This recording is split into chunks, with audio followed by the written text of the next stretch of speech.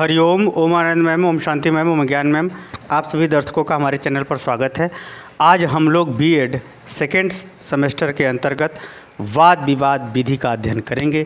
Discussion methods के विषय में हम लोग अध्ययन करेंगे कि शिक्षण का या अधिगम करने के लिए डिस्कशन विधि किस प्रकार से उपयोगी होती है, किस प्रकार से सार्थक होती है, इसका स्वरूप क्या होता है, इसके विषय में हम लोग अध्ययन करेंगे। अगर उदाहरण की बात करें, सामान्य व्यवहार की बात करें, तो जो अब गाँव देहात में या शहरों में जो किसी समस्या को हल करने के लिए या किसी बात विचार को व्यवस्थित रूप से निर्धारित करने के लिए, सुनिश्चित करने के लिए जो पंचायत होती है कि साहब 4 लोगों 10 लोगों को बुलाओ, 20 लोगों को बुलाओ, सबके सामने बात रखी जाए, सब लोग उस पर तर्क वितर्क करते हुए फिर निर्णय लेते हैं। एक प्रकार से वही क्या है, एक प्रकार से डिस्कशन मेथड का स्वरूप होता है। अगर हम वाद विवाद की बात करें तो एक संस्कृत में श्लोक आता है, विद्या विवादाय धनम मदाय बलम परेशान पर पीड़नाय। विद्या विवाद को जन्म देती है। क्यों? विद्या इसलिए विवाद को जन्म देती है क्योंकि जो विद्या है उस ज्ञान का समय के अनुसार अपना अलग अलग महत्व बताती है। यही कारण है कि विद्या से जो है विवाद यानी लड़ाई झगड़ा या एक मानसिक तनाव या मानसिक तर्क वितर्क सहज ही उत्पन्न हो जाता है। तो विद्या से विवाद सहज ही उत्पन्न होता है।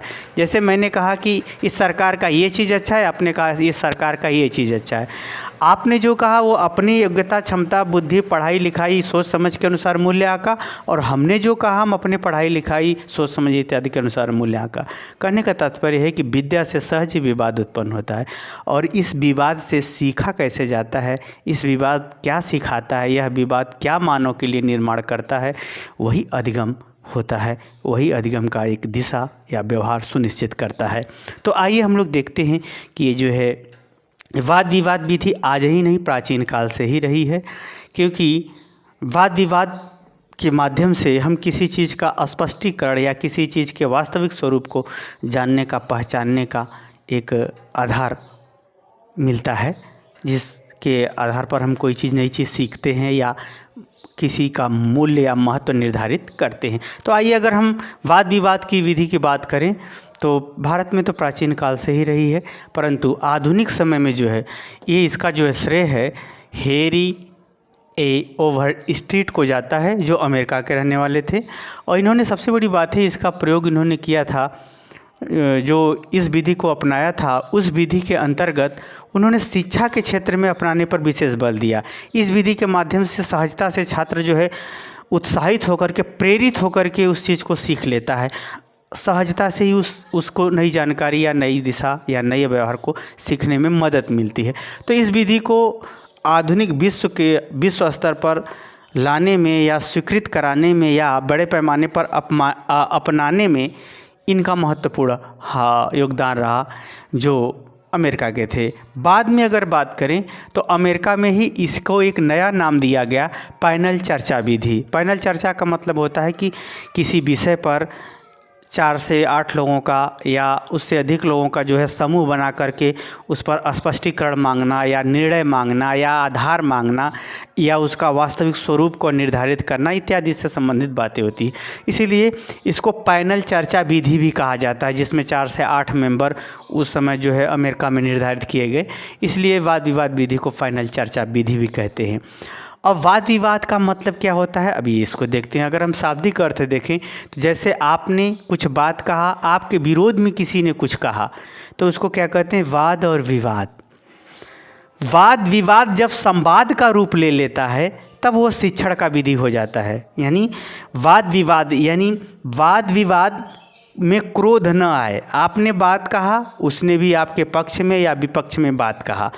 इन वाद और विवाद के बीच जब उचित संवाद हो तब वह कौन सी विधि हो जाती है, वाद विवाद विधि होती है। उचित संवाद यानी कहने का मतलब विपक्ष में या पक्ष में तर्क देने वाले का भी जो है एक सुनिश्चित सम्मान होना चाहिए, एक सुनिश्चित आधार होना चाहिए, एक सुनिश्चित दृष्टिकोण होना चाहिए, एक सुनिश्चित गतिविधि होनी चाहिए, तब वो है संवाद में बदलता है। यानी वाद विवाद के अंतर्गत जब उचित ढंग से संवाद हो तब वो जो है सीखने का कार्य करती है। अगर उसमें लड़ाई झगड़ा हो जाए, क्रोध हो जाए, तब वहाँ अधिगम नहीं होगा, वहाँ अधिगम कम हो जाएगा। तो वाद विवाद के अंतर्गत पक्ष और विपक्ष में विभिन्न विचारों को समाहित करते हुए उचित निर्णय पर पहुंचने का प्रयास किया जाता है, जिसके माध्यम से लोग सीखते हैं या नई चीज़ जानते हैं। उसी को हम लोग देखेंगे। आइए इसका हम लोग अर्थ देखें। अर्थ देखें तो अधिगमकर्ता यानी सीखने वाला किसी विषय पर केंद्रित होकर के ज्ञान, व्यवहार, तर्क या सोच को व्यक्त करता है, या उसके पक्ष में व्यक्त करता हो या विपक्ष में व्यक्त करते हुए स्वस्थ निर्माण यानी किसी चीज़ को बनाने की बात करता हो, या आवश्यकता की पूर्ति का कोई निश्चित आधार प्रस्तुत करता हो, या समस्या का समाधान ढूंढता हो, या स्वस्थ ढंग से निर्णय लेने का आधार तैयार करता हो, तब उसे हम क्या कहते हैं? डिस्कशन मेथड्स कहते हैं। इसको फिर से एक बार देखिए। अधिगमकर्ता द्वारा यानी सीखने वाला, यहाँ देखिए शैक्षणिक दृष्टिकोण से ही मैं इसका अर्थ बता रहा हूँ। अधिगमकर्ता द्वारा किसी विषय को केंद्र मानकर उस विषय के संदर्भ में ज्ञान, व्यवहार, तर्क, सोच, अनुभव इत्यादि के माध्यम से स्वस्थ निर्णय ले, या आवश्यकता की पूर्ति का कोई निश्चित आधार खोजे, या समस्या के समाधान का कोई निश्चित स्वरूप खोजे, या उस समस्या के लिए या उस व्यवहार के लिए कोई स्वस्थ निर्णय ले, स्वस्थ निर्णय लेने का आधार प्रस्तुत किया जाता हो या आधार खोजा जाता हो, तो उसे हम क्या कहते हैं? डिस्कशन मेथड्स कहते हैं। उसे हम क्या कहते हैं? वाद विवाद विधि कहते हैं।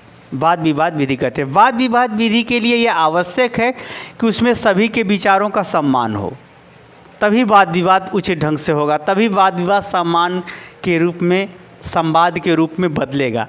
पहली बात यह है, इसमें शर्त होती है कि विचारों के, सभी के विचारों का सम्मान होना चाहिए। दूसरा, सभी को अपनी बात को कहने का अवसर दिया जाना चाहिए। तीसरा, उसमें जो वाद विवाद, जो चर्चा होगी, वर्तमान परिप्रेक्ष्य पर ज़्यादा आधारित होनी चाहिए। वर्तमान परिप्रेक्ष्य में या वर्तमान मूल्यों पर या वर्तमान प्रमाण के आधार पर या वर्तमान आवश्यकताओं के आधार पर यह परिचर्चा होना चाहिए। चौथा, इसमें जो है सभी सदस्यों का, इसमें जो परिचर्चा में जितने भाग लेंगे लोग, सभी सदस्यों की इसमें सक्रिय भूमिका होनी चाहिए।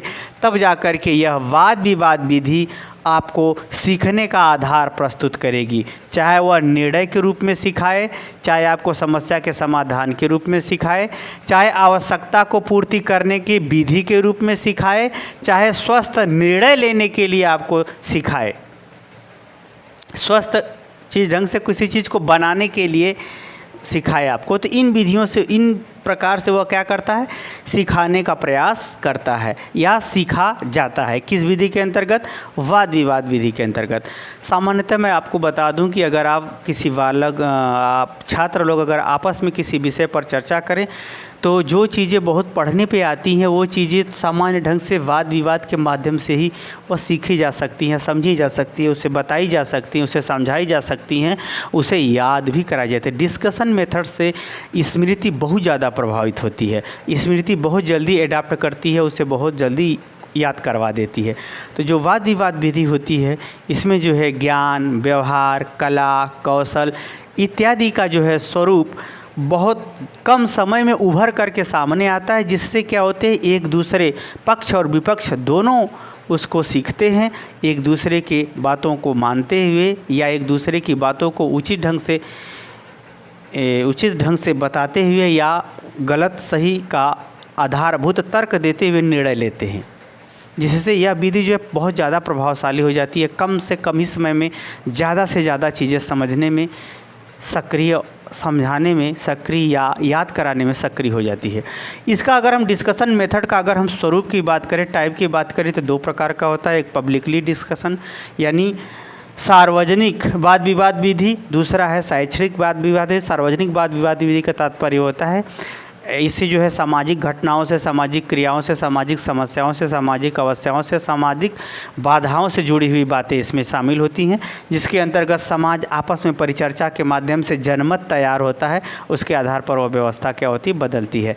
इसमें जैसे बेरोजगारी की समस्या है, भूखमरी की समस्या है, गरीबी की समस्या है, ये ऐसा ले लीजिए, या कोई महामारी की समस्या है, या आवास की समस्या है, या जल निकासी की समस्या है, यानी कोई भी समस्या जो सार्वजनिक रूप से जुड़ी हुई हो, उसमें समाज जो है उसमें सक्रिय भाग लेता है, अगर वाद विवाद या परिचर्चा करता है तो उस समस्या का समाधान जल्दी निकलता है या समाज की आवश्यकता जल्दी पूरी होती है। तो इस प्रकार से ऐसी जो विधि होती है उसको सार्वजनिक वाद विवाद विधि कहते हैं। और दूसरा है शैक्षणिक वाद विवाद। इसमें होता है किसी सिद्धांत को लेकर के, किसी जानकारी को लेकर के, किसी व्यवहार को लेकर के, किसी अवधारणा को लेकर के, किसी संबंध को लेकर के, अंतर को लेकर के, अर्थ को लेकर के, परिवर्तित स्वरूप में उसका परिवर्तित रूप को लेकर के, इत्यादि बातों के संदर्भ में जो है शैक्षणिक दृष्टिकोण से भी चर्चाएँ परिचर्चाएँ होती हैं, जिसके माध्यम से एक ही विषय पर कई लोग अपना विचार व्यक्त करते हैं।